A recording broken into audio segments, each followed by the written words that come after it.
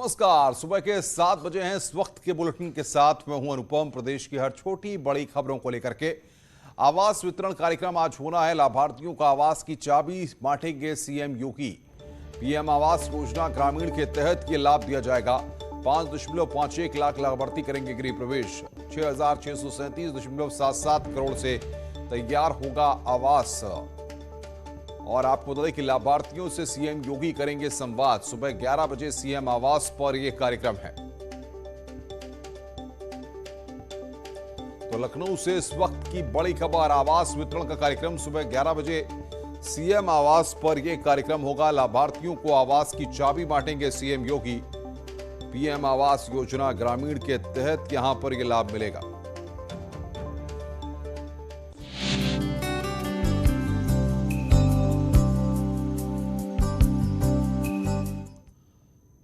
अलीगढ़ से खबर, कल्याण सिंह की 13वीं है आज। अतरौली के केएमवी इंटर कॉलेज में इसका आयोजन किया गया है। सीएम योगी भी 13वीं के कार्यक्रम में शामिल होंगे। उत्तराखंड के सीएम धामी भी आएंगे। प्रदेश के कई मंत्री भी हो सकते हैं शामिल। 1400 कारीगरों की टीम वहां पर खाना बनाने के लिए लगाई गई है। कल्याण सिंह की 13वीं है आज और उत्तराखंड के सीएम और उत्तर प्रदेश के मुख्यमंत्री दोनों और कई मंत्री वहां पर कल्याण सिंह की 13वीं में शामिल होंगे। अतरौली के केएमवी इंटर कॉलेज में इसका आयोजन किया गया है।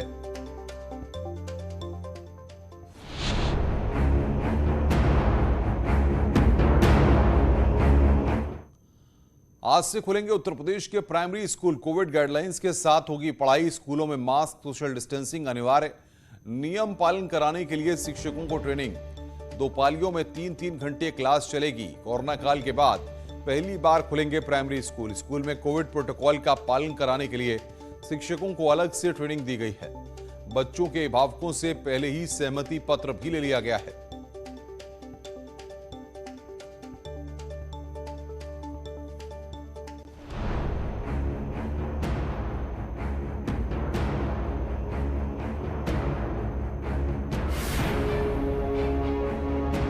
कोरोना मामलों में कमी को देखते हुए यूपी में आज से कक्षा 1 से 5 तक के लिए स्कूलों में ऑफलाइन क्लासेस शुरू की जा रही है, जिसे लेकर सरकार ने पहले ही गाइडलाइंस जारी कर दी थी।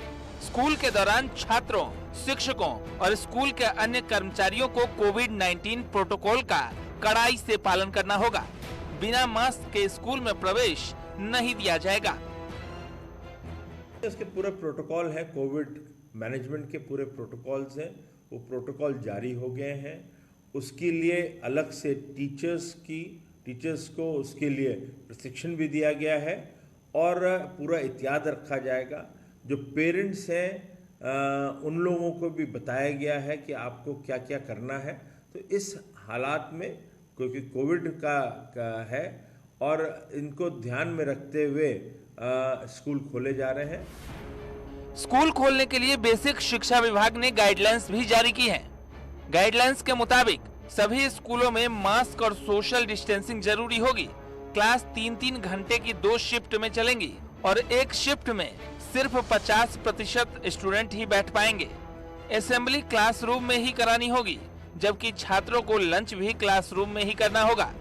शिक्षा विभाग ने ऑनलाइन और ऑफलाइन दोनों मोड में क्लास जारी रखने को कहा है।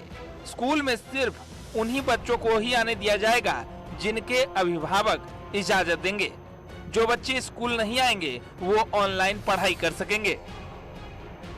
लंबे समय बाद स्कूल खोले जा रहे हैं, लिहाजा सभी स्कूलों में तैयारियां पूरी कर ली गई हैं। खास तौर पर सैनिटाइजेशन और साफ सफाई का ध्यान रखा गया है। मैं ये कहना चाहूंगी कि जितना हमारे स्टूडेंट्स एक्साइटेड हैं यहाँ आने के लिए, विद्यालय में आने के लिए, उतना ही स्कूल के सभी टीचर्स, विद्यालय का प्रबंधन सब बेसब्री से इंतजार कर रहा है उनका, क्योंकि हमें पता है कि ये छोटे छोटे नन्हे कदम जब विद्यालय आएंगे तो हमारे स्कूल में एक बार फिर से रौनक आएगी।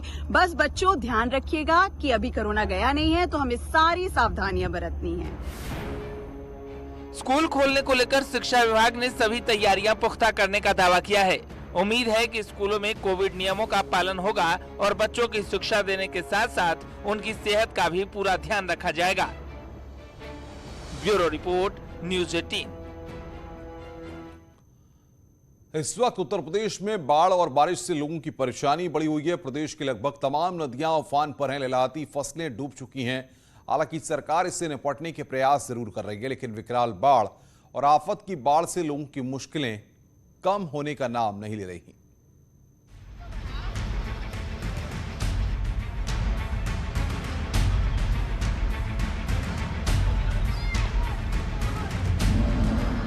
सड़क पर सैलाब की ये तस्वीरें मथुरा की हैं, जहां कुछ घंटों की बारिश से सड़कें समंदर बन गई और गलियों में उफनती नदियां बहने लगी। लोग कमर भर पानी में सड़कों पर तैरते दिखे, कोई पैदल तो कोई गाड़ी से।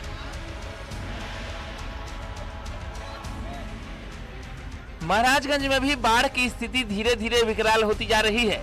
नेपाल से निकलने वाली नदियों में उफान के बाद महाराजगंज जनपद के निचिलौल, नौतनवा और फरिंदा तहसील के करीब 80 से 90 गांव बाढ़ की चपेट में आ गए हैं। रहने की समस्या सर, हजारों लोग बेघर हो गए हैं, घर टूट गया है सर। वो ये सब जो है इनकी क्या व्यवस्था हो रही है सर? तो किस इलाके में बाढ़ ज़्यादा? ये ज़्यादा ये सर रमगढ़वा, ये सटे नेपाल बॉर्डर से सटे रमगढ़वा होते हुए सियाबार होते हुए सारा तहलका पानी मचा दिया है सर। हालांकि बाढ़ और बारिश के बीच बचाव कार्य भी तेजी से चल रहा है। जल शक्ति मंत्री खुद प्रभावित इलाकों का हवाई सर्वेक्षण कर रहे हैं, जबकि प्रशासनिक अधिकारी भी लोगों को राहत पहुंचा रहे हैं।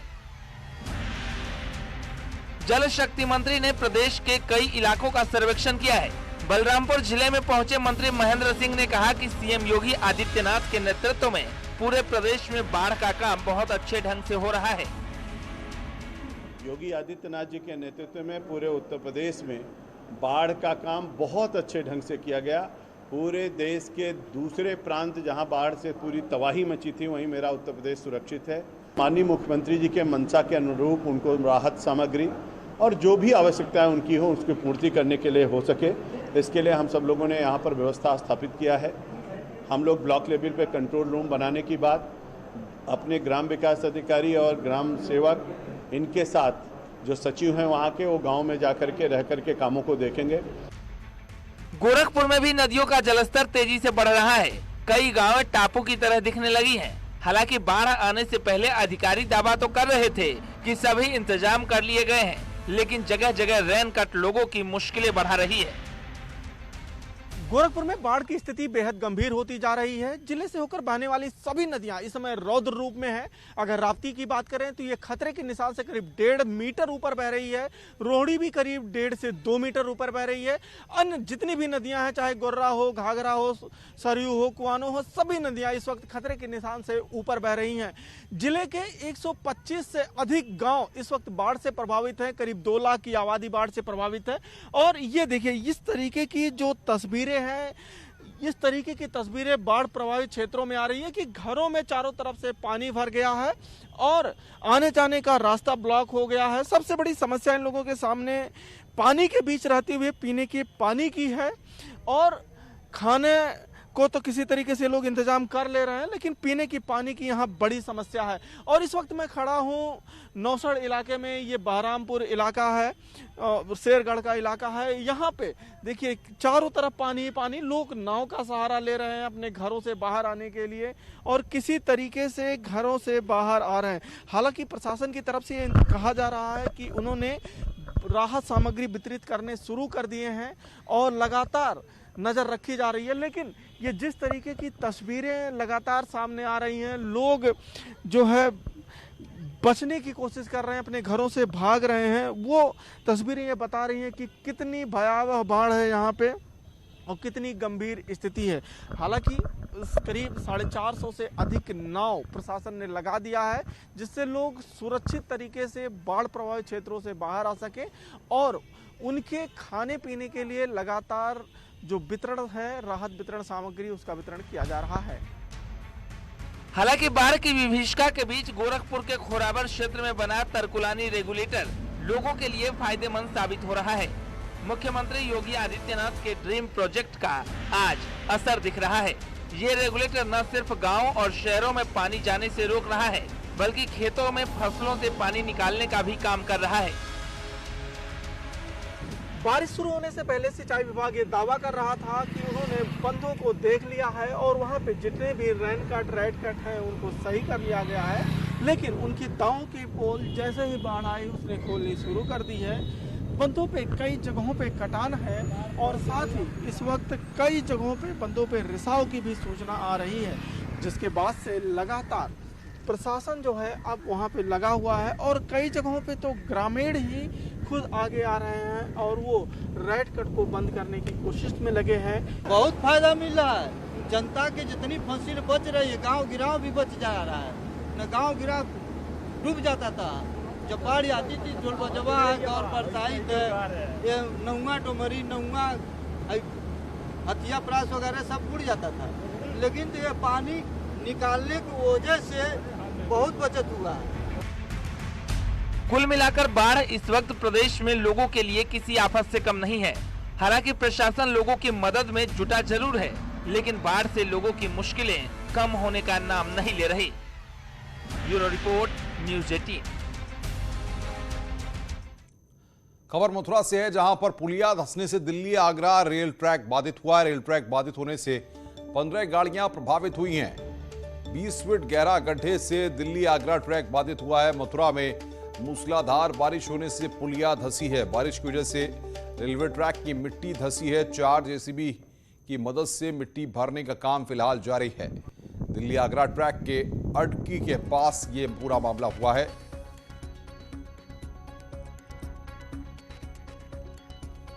ट्रैक बाधित होने से 15 गाड़ियां प्रभावित हैं। दिल्ली आगरा ट्रैक बाधित है। मौके पर 4 जेसीबी वहां पर लगी हैं।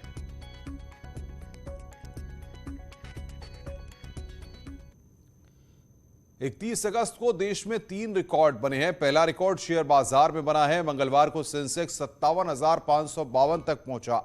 निफ्टी ने भी शानदार प्रदर्शन करते हुए 17,000 का नया शिखर बनाया। दूसरा रिकॉर्ड देश के विकास दर में बना है। वित्त वर्ष 2021-22 की पहली तिमाही में जीडीपी रिकॉर्ड 20.1% रही है, जबकि पिछले साल पहली तिमाही में नेगेटिव 23.9% थी। ये चीन से भी बेहतर आंकड़े हैं, क्योंकि पहली तिमाही में चीन की विकास दर 7.9% दर्ज की गई है। यानी ये माना जा सकता है कि भारतीय अर्थव्यवस्था चीन के मुकाबले तेजी से सुधरी है। तीसरा रिकॉर्ड कोविड वैक्सीनेशन में बना। स्वास्थ्य विभाग के मुताबिक एक दिन में वैक्सीन की 1,22,00,000 डोज लगाई गई, जो दुनिया के सबसे बड़े टीकाकरण अभियान में एक और मील का पत्थर साबित हुआ है।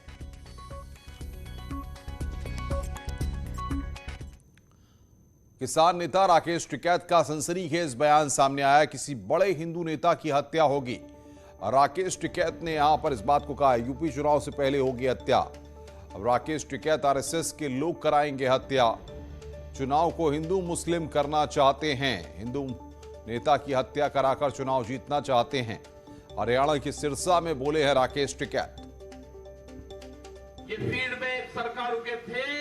सरकार ये चाहती थी कि इस आंदोलन में कत्लेआम हो, इस आंदोलन में हिंदू सिख हो, इस आंदोलन में मुस्लिम और हिंदू की लड़ाई हो। और आज भी जब भी उत्तर प्रदेश में अब चुनाव होंगे, किसी बड़े हिंदू लीडर की हत्या होगी। बचकर रहना, जो हिंदू की बात करते हैं, ये आरएसएस के लोग आपकी हत्या करवाने का काम करेंगे। ये चुनाव को फिर हिंदू मुस्लिम उत्तर प्रदेश और उत्तराखंड में करवाएंगे। किसी बड़े गाजियाबाद से खबर है, यति नरसिंहानंद पर केस दर्ज किया गया है। डासना मंदिर के महंत पर मुकदमा दर्ज किया गया। महिलाओं पर आपत्तिजनक टिप्पणी के मामले में केस दर्ज किया गया है। सोशल मीडिया पर आपत्तिजनक पोस्ट का आरोप लगा है। गंभीर धाराओं में थाना मसूरी में केस दर्ज किया गया है।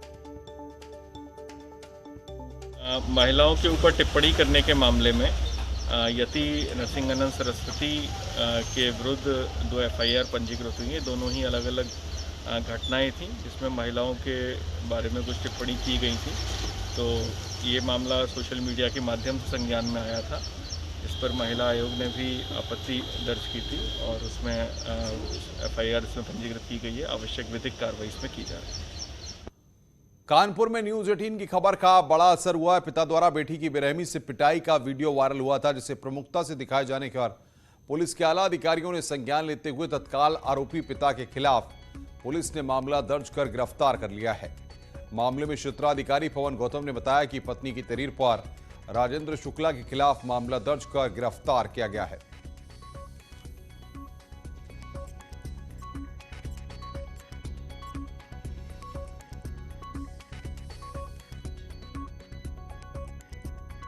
इस अगस्त को थाना विधनों के अंतर्गत श्रीमती आरती शुक्ला द्वारा थाने पर लिखित तहरीर अपने पति के खिलाफ दी गई, जिसमें उनके पति द्वारा शराब पीकर अपने बच्चों व उनको मारने का आरोप है एवं कमरे में बंद रखते हैं, जो कि एक वीडियो से प्रमाणित है।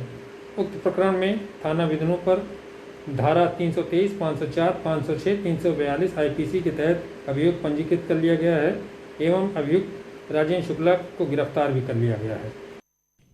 जालौन में बिजली विभाग की बड़ी लापरवाही सामने आई है, जिसमें 11,000 की लाइन के करंट से झुलसकर लाइनमैन की मौत हो गई।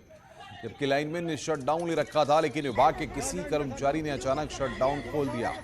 इसकी चपेट में आकर वो बुरी तरह से झुलस गया और मौके पर ही उसकी दर्दनाक मौत हो गई। पूरा मामला उरई कोतवाली क्षेत्र के गांव कुकर गांव का है। मामले को लेकर परिजनों ने हंगामा किया।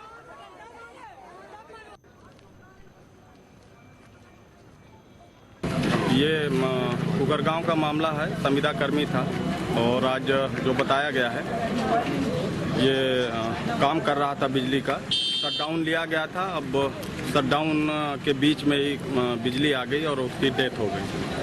तो पब्लिक थोड़ी नाराज़ थी। पब्लिक को समझा बुझा दिया गया है और जो तहरीर लिख के देंगे उसके अनुरूप विधिक कार्रवाई होगी।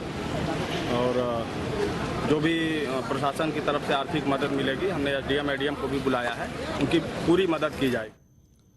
खबरों का सिलसिला लगातार जारी है। फिलहाल इस बुलेटिन में इतना ही। नमस्कार।